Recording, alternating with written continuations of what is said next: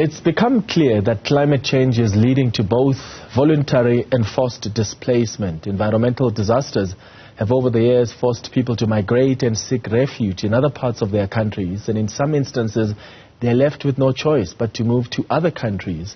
As a result, there are increasing calls for those impacted to be protected, sparking a debate on whether to call them refugees or not. Let's discuss this further with Dr. Cristiano, who is a lecturer and senior research fellow at the South African Research Chair in International Law at the University of Johannesburg. Dr. Dossi, thank you for making time for us. So we've been experiencing frequent and severe weather events of late, rising sea levels, the prolonged droughts and altered ecosystems. How do these environmental shifts affect people's livelihoods?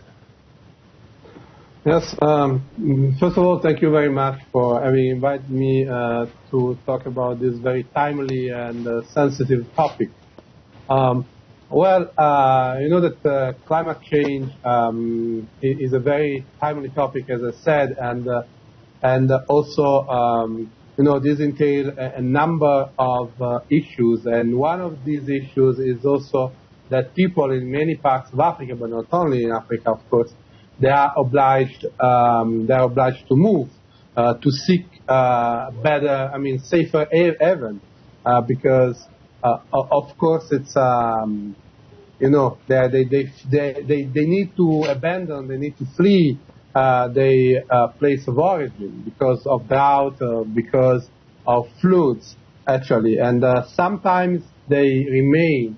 They just manage to go to another part of their own country, but sometimes they are obliged, maybe because they already live, for example, close to an international border, they are obliged to, you know, to cross the border and to go to another country, in fact.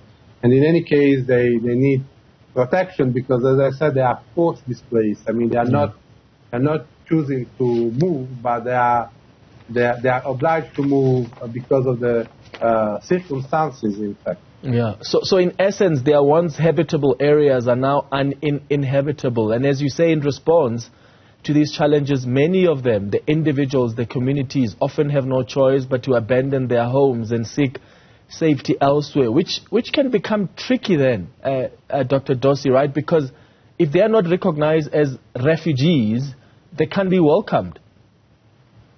Well, okay, yes, of course.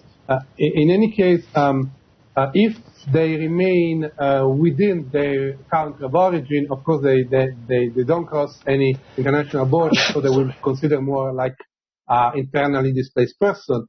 And in that case, is another category because, of course, they benefit of more legal protection for being IDPs. But it's true that officially although there is still a huge debate at all level, scholarly debate, but also the UN debate, they cannot at the moment be considered as refugees unless that the displacement because of climate change, because of natural catastrophe, if this can be linked to a ground of persecution, for example. Many times in this purpose is mentioned the episode that happened in the mid-80s in Ethiopia when the then president Mengistu provoked, let's say, the famine that obliged people to leave Ethiopia. And that was, famine was used at that time as a sort of political weapon. So at that time, those displaced that crossed the border, they could link the fact of the famine, so of the natural catastrophe, with the fact that in fact they were persecuted because of of their political ideas. At that point, they could have linked the natural catastrophe to one of the grounds of persecution they are mentioned in the 1951 Geneva Convention. But otherwise, if the natural catastrophe is the only reason to force displace, at the moment, as I said, there is a huge debate in the sense that a couple of years ago, UNHCR, that is the authority on the protection and promotion of refugee rights worldwide, they came out with a document, with a legal document on this matter, and they didn't exclude per se the fact that someone can refugee status. But let's say that above all in Africa, these positive ideas didn't find a very fertile, background. I mean, a fertile ground yet, in the sense that in Africa you don't have cases in which, at the moment, in which forced displaced because natural catastrophes are recognized as refugees. I mean, you're still struggling to find governments that they consider refugees for displaced because of natural catastrophe and climate change. In fact.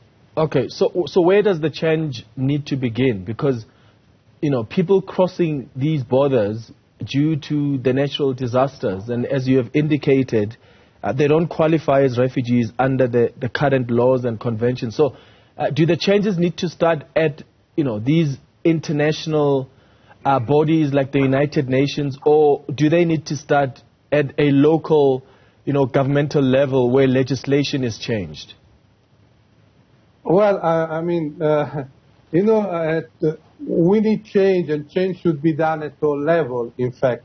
But let's say that the one of the reasons why African governments, they are very reluctant to grant refugee status to this kind of people is because they hope that at some point they can return, they can repatriate to their own country of origin, maybe to a different region, but they can repatriate.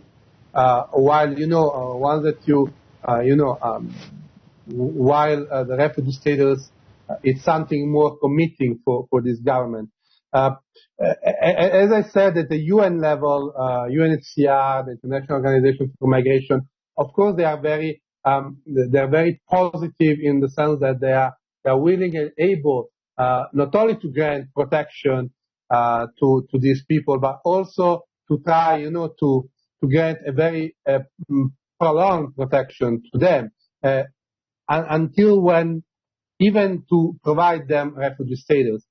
Of course, the major reluctance it comes from the national governments. As I said, they barely welcome these people for a very long time. Yeah. So of course, we have to couple the fact that there should be more capacity and more will from the government to host these people, even for long period, with the fact that possibly also, legally speaking, something should change in the sense that not only this government, they should adopt maybe laws that they provide for this kind of situations.